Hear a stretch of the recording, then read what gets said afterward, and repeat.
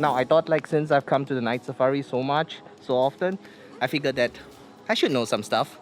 Yeah, so tonight we're gonna talk about what you should know before coming to the night safari.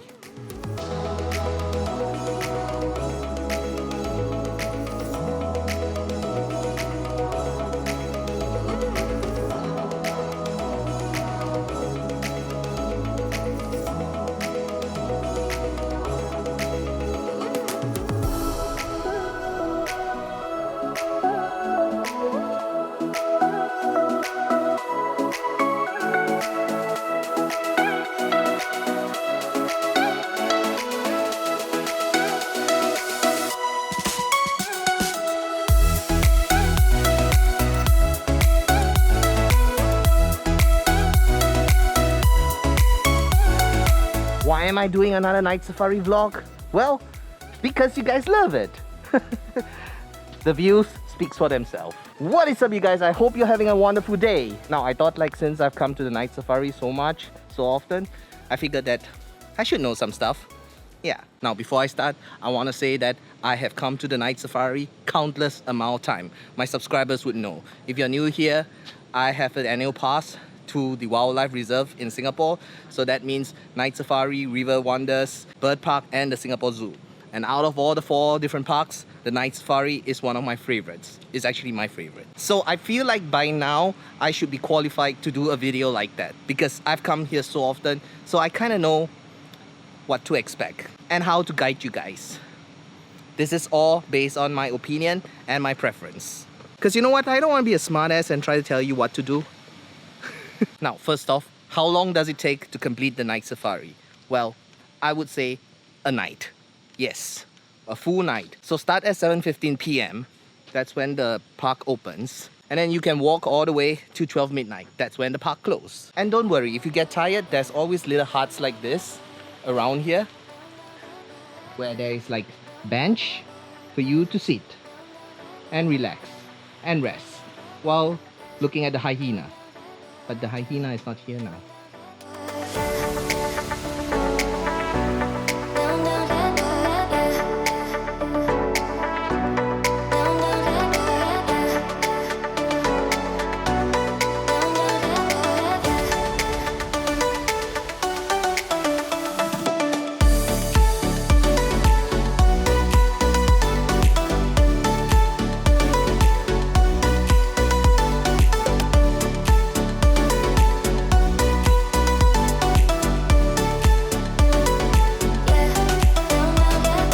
The night safari is one big circle, a giant loop. You can start from the east or the west. Most of the time I start from the east and I make my way one full circle and end at the west. Now here's the map of the night safari. As you can see, it's a loop going around and then back here. So either you start from the east or the west. Walking this giant loop is gonna take you at least 1 hour if you're fast. If you're slow, and if you want to stop in every exhibit and spot the animal, then it might take you about 1.5 to 2 hours. For me, it might take me 2.5 or 3 hours. Now, one very important point to take note is that when you come to the night safari, you have to take the tram ride. Because the tram ride goes to some animal enclosure that you won't be able to see when you're walking. So, tram ride is very important. Plus, it's very fun. It's cooling. I personally enjoy the tram ride myself. Now, let me give you a little bit of expectation and reality. You're not going to spot every animal in one visit, 100%.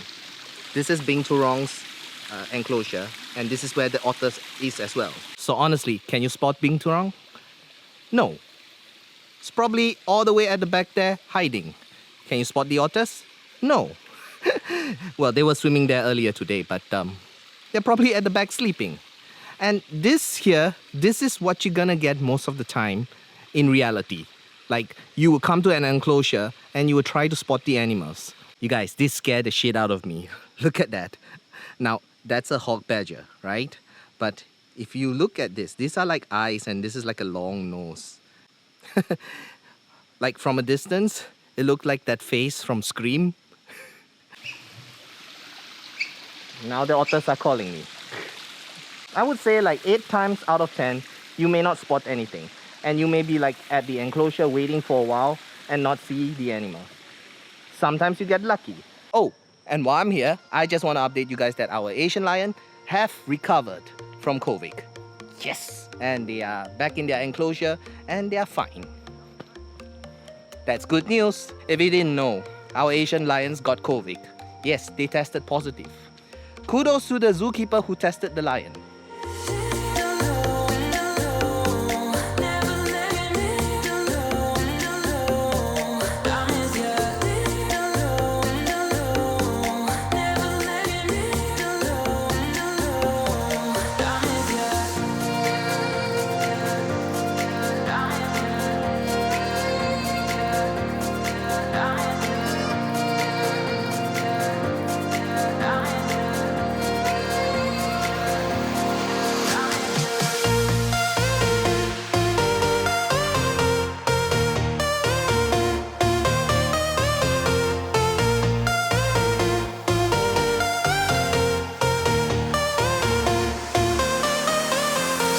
As you're walking at the night safari, left and right, don't be startled when you hear the bushes go. It happens. Squirrels, some mouse, some rats. You're in a jungle. You're in a forest. I mean, what do you expect? Over here, there's no mosquitoes? Yeah, there is. If you're sensitive to mosquitoes and you attract mosquitoes, I personally never use this. I haven't been using this for a while now. And that's because I come here with long sleeves. Maybe I'm used to the mosquitoes. I don't know. But it doesn't bother me anymore. And as for the Creatures of the Night show, if you haven't watched the video, I'll leave a link here. You can go watch it. If you haven't watched the show, you should watch it for the first time. But if you watched it before, then I would say save that time because the show might take up 1 hour of your night. I would rather take that 1 hour of that time to walk around, to spend more time on an animal's enclosure. That's just me. And of course,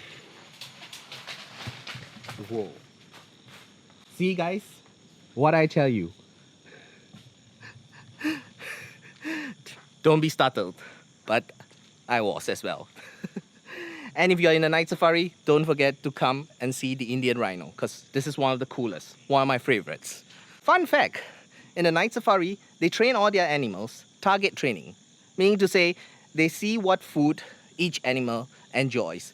Like for example, if it's a cat, they usually like to eat meat. So you see if they like fish more or chicken better, and if they prefer the fish, then you will use that as a treat to train them to do target training. You kind of like bait them to go to certain place or wherever. The reason why they train the animals target training is so that they can give better care to the animals. So say like if they need them to go certain places, they need them to go to this area, then they'll throw the treat there so that they'll go to that place. And you know, for like medical and health checkup and all that stuff. You might also want to bring an umbrella when you are here at the night safari. Because yeah, it does rain. Yes, there was once I came here, it rained. But the great thing is that on the top, the trees, it acts like a canopy. They are like little huts and little shelters for you to rest. But still, bring an umbrella if you need to. Because I would say at least 60 to 70%, they are just open there. So if it rains, if it downpours, don't say I didn't warn you. Some of you might want to bring a binocular. And why? It's because look, that's where the hyena is. It's quite a distance. So if you have a binocular, then probably you can see it close up. I have a zoom lens, so... But let me tell you, lighting here is very low. Oh, and please switch off your flash, especially when you're taking pictures of the animals. Switch off your flash. This is what the night safari looks like. As you can see on the top, they have like moonlight. These are moonlighting. And this is pretty much the brightness that you'll see at the night safari. Now let's not be mistaken, it is dark here. But there are sufficient lights for you to walk and get accustomed to the lightings. In fact, the more I walk here, I feel like my eyes have adjusted to the darkness. Now if you want food, there is only one restaurant, which is the Ulu Ulu restaurant at the front, at the main entrance. Around the park, there will be vending machines. You can buy drinks, you can buy small little snacks, even ice cream. And if you hear that, that is our Asian lion. It's well now. has recovered from COVID. Are there lots of animals here in the night safari? Yes, they have lots of species. But the ones that intrigue me the most are the nocturnal animals, which is like the civet or the owls, the pangolins, the slow lories. You know, the ones that comes out at night. Because those are the big animals. You can see them in the day. But it's the nocturnal animals that you want to see that comes out only during the night. I think it's crazy. Think I'm slowly. I think I'm crazy. Well, I think it's crazy. Think I'm slowly. I think I'm crazy. Well, I think it's crazy. Think I'm slowly. I think I'm crazy. Well, I think it's crazy. Think I'm slowly. I think I'm crazy. Well, I think it's crazy. Now, just be prepared that there are open enclosures like this where you go into a cage and you get to see the animals. These are the Bennett wallabies. Some sort of like a kangaroo. Just be careful, don't touch them. You're not supposed to touch them. Just let them be. But you get to view them up close in person. There is also the flying fox, which I'm pretty sure some of you might not want to go in because you'll see them flying across you and yeah, I don't think you like bats, do you? They are like somewhat like bats. And make sure when you exit, don't let the animals out as well. Now, lastly, getting here. There is no direct MRT to the zoo, to Mandai. However, there are shuttle bus. Now, let me show you. You can get off at Khatib MRT and there's a shuttle bus to Mandai. There's one at Tampines Hub, Bedok Point and Sengkang MRT as well. The shuttle bus costs like $1 to $3. I think it depends on where you're getting the bus from. But if you ask me, and if you're on holiday here, just take a cab. Just take a taxi or grab to the zoo. It saves a lot of trouble, trust me. If you're driving here, this huge place, this is a multi-story car park.